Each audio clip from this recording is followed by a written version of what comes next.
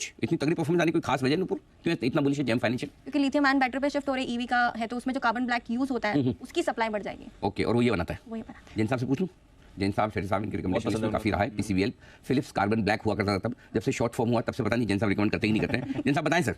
Anil ji recommend किया, और last week भी इत्तेफाक है कि इस स्टॉक पे बात हुई थी और मैंने मेरे पेजी का व्यू दिया था। और रीजन ये है, देखिए, एक तो जो अभी ईवी रिलेटेड जो न्यूज़ है वो एक बढ़िया न्यूज़, दूसरा जो भी रबर रिलेटेड केमिकल्स ये जो कंपनियां हैं, आप देखिए टायर्स के रिजल्ट जबरदस्त आ रहे हैं। कल एक स्टॉक है इंटरनेशनल कन्वेयर्स जो कि 20% बायर सर्किट था, तो कन्वेयर बेल्ट्स और इन सब में इनका प्रोडक्ट यूज होता है और ऑपरेटिंग प्रॉफिट मार्जिन्स बहुत बढ़ के आए इस क्वार्टरली रिजल्ट्स में, रिजल्ट्स बहुत बढ़िया थे।